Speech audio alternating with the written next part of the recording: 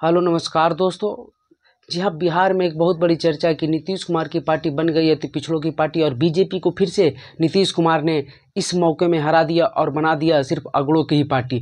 तो वो कैसे नीतीश कुमार संभव कर पाए और क्या है पूरा प्रक्रिया, तो चलिए जानते हैं। दरअसल बात यह है कि लोकसभा चुनाव का तारीख का ऐलान हो गया है और सीटों की बंटवारों को लेकर भी एनडीए ने अपना पत्ता खोल दिया है। जिस प्रकार से कल दिल्ली में सीट बंटवारे को लेकर बातें हुई, जी बीजेपी 17, जेडीयू 16, एलजेपी 5, बाकी दोनों एक एक, तो इससे यह पता चलने लगा क्योंकि जिस प्रकार से बीजेपी के पास तो 5 सांसद राजपूत हैं और अगड़ों की बात करें तो 9 अगड़े हैं।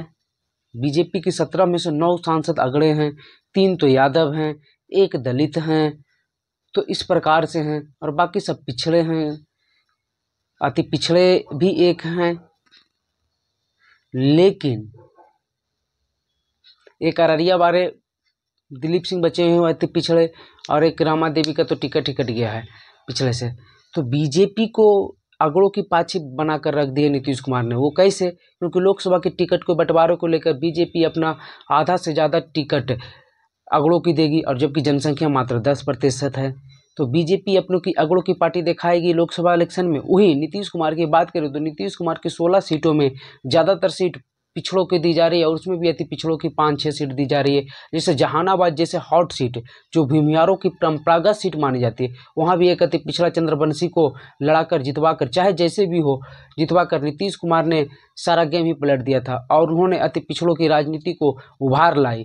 और नीतीश कुमार की राजनीति ही अति पिछड़ों की और लवकुश की राजनीति की पहचान रही है। तो नीतीश कुमार ने अपने 16 सीटों में फिर से अति पिछड़ों को कायम रखा और पिछड़ों के, क्योंकि नीतीश कुमार की पार्टी में लवली आनंद के शामिल होने के बाद शिवहर की सीट जब राजपूतों के हाथ गया तो सिवान की सीट बची थी और 2-2 राजपूत नीतीश कुमार को ये ऐसा लगा कि ये हमारे समीकरण में फिट नहीं बैठ रहा, इसलिए सिवान से जो राजपूत सांसद मौजूदा सांसद है अजय सिंह की पत्नी कविता सिंह, उनका टिकट काट दिया गया है और वहाँ से किसी पिछड़ा को यानी कुशवाहा जाति को लड़ाया जा रहा है और वहाँ से रमेश सिंह कुशवाहा ही जेडीयू के उम्मीदवार होंगे, ये कन्फर्म है।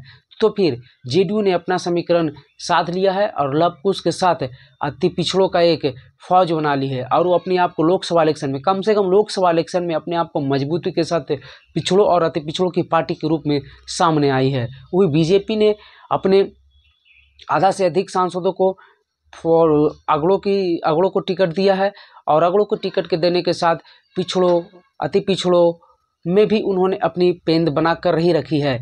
लेकिन अगड़ों की ज़्यादा संख्या होने के कारण इस गठबंधन में बीजेपी अपने आप को अगड़ों की पार्टी, जेडीयू अति पिछड़ों और लवकुश की पार्टी दिखा रही है। वही दलित की पार्टी के रूप में चिराग पासवान आ ही चुके हैं, क्योंकि 5 में से 3 तो उन्हें आरक्षित सीट ही मिल गई और बिहार में टोटल 6 आरक्षित सीट है और 6 में से 50% आरक्षित सीट चिराग के पास है। वही मांझे भी साथ में हैं, उपेंद्र कुशवाहा भी साथ में हैं।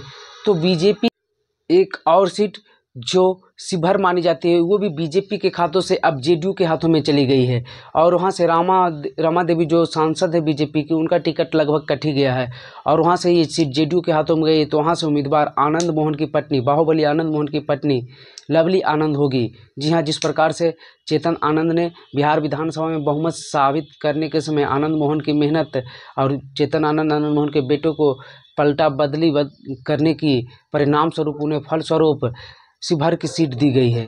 तो वहाँ से आनंद मोहन के पत्नी लवली आनंद जेडीयू के उम्मीदवार हो सकती है। तो ये सभी सीट थी जहाँ टिकट बंटने के साथ ही उम्मीदवार का टिकट जो हम मौजूदा सांसद हैं उनका इस समीकरण को लेकर आगे चल रही है। तो चलिए ऐसे ही इन्फॉर्मेटिव वीडियो देखने के लिए हमारे चैनल मघी खबर को सब्सक्राइब कर लें और मघी खबर फेसबुक पेज को भी जाकर फॉलो कर लें।